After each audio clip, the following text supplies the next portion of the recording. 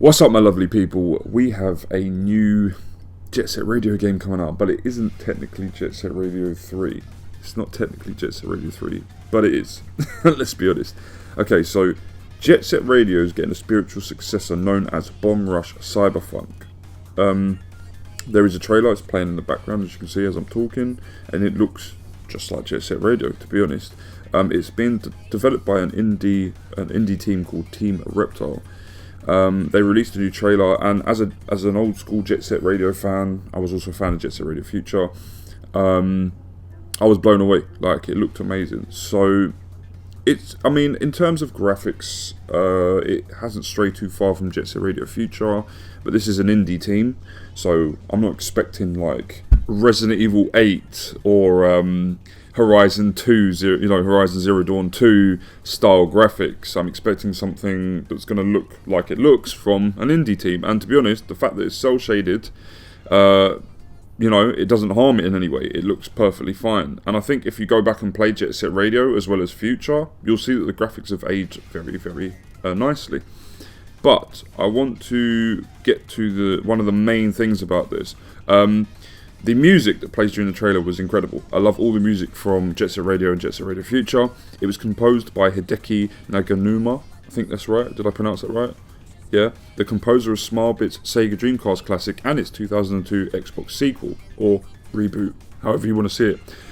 Excuse me. So, the blurb accompanying the new trailer reads, Team Reptile brings you Bomb Rush Cyberpunk, 1 second per second of highly advanced funk style, in a world from the mind of Dion Costa, where self-styled crews are equipped with personal boost packs, new heights of graffiti are reached.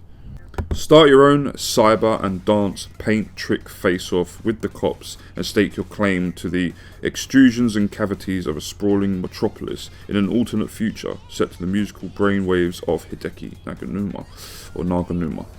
So, yeah, that's about it really in terms of, any info regarding the game. But let's just go straight to how the game looks during the trailer and the music and everything that accompanies it. It looked like a sequel to Jet Set Radio Future. It looked like Jet Set Radio Future 3. There's some characters in the game that look like the noise tanks. The main characters have that very beat and all the other characters style to them, just like Jet Set Radio crew and Jet Set Radio Future characters. And I just think that it's going to be really good for fans of Jet Set Radio.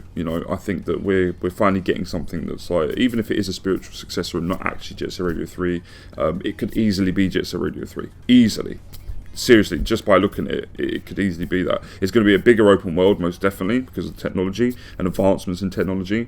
Graphically, it looks perfectly fine, like I said, because it's cel-shaded, and cel-shaded doesn't really age that badly, that poorly, as you can imagine. It's a bit like 8-bit sprite games. I go back and play Mario World, or I play Donkey Kong Country, and they don't age poorly. They don't ever age poorly. You go back and play something like the original Resident Evil, as much as I love that game, director's cut or the original trilogy, you can still see that the graphics have aged a little bit. I mean, it's all representative of loving that art style, because we were there during that time playing these games when they first came out and they looked incredible. So, let's use, instead of Resident Evil, let's use Soul Reaver.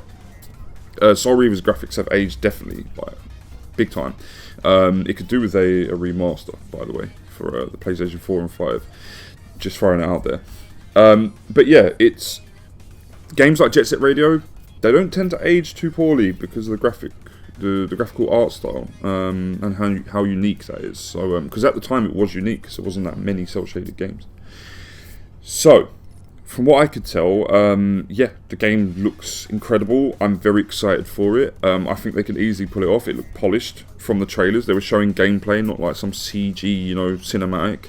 Biggest difference between this and Jet Grind Radio, or Jet Set Radio, as it's known in Europe, or at least the UK, is you don't have roller skates. So instead what we're doing is we're running around on foot, but you can still grind on things. A little bit like Sonic Adventure 2, you can grind on rails and buses and all kinds of shit, and then tag walls and stuff. So we're still tagging like in Jet Set Radio, and you can, like it said, you can still create your own tags, and there's going to be a wealth of just options and stuff available to the player, definitely.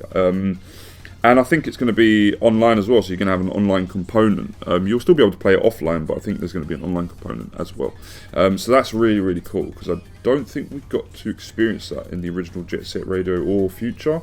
An online component. I could be wrong about Future. I only ever played it just single player.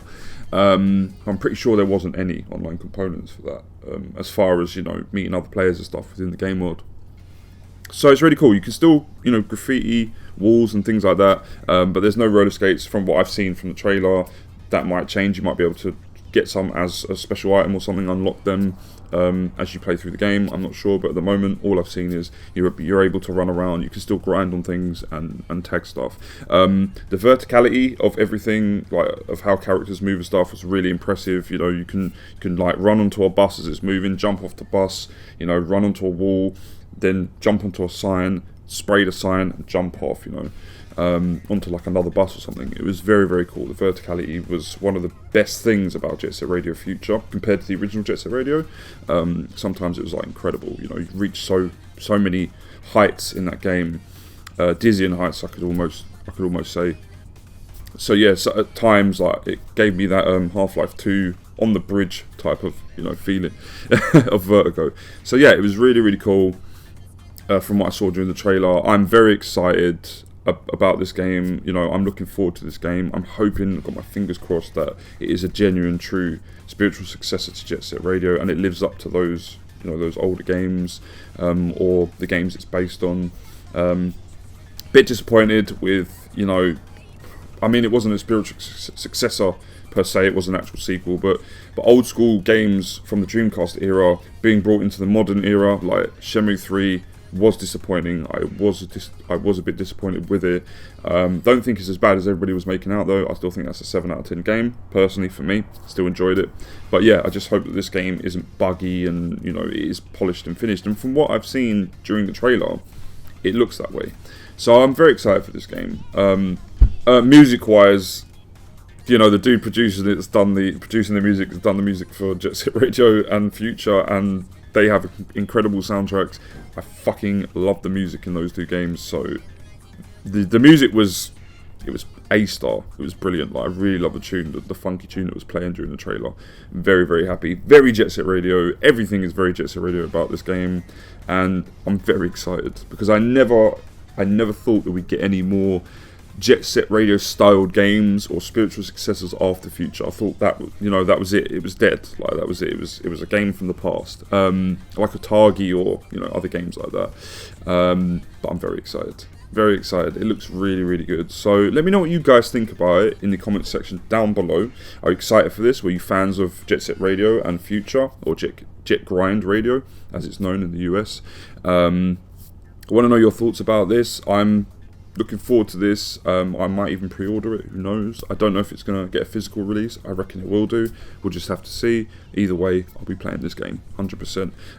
If you like this video, smash the like button for me. It helps me get seen, and it just helps out with the analytics.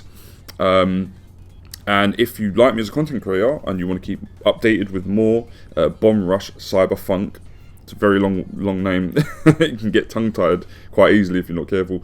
Bomb Rush Cyberpunk news, then keep it locked to my channel by subscribing. Until next time, I've been SystemJ66, and once again, I'm signing out. Peace.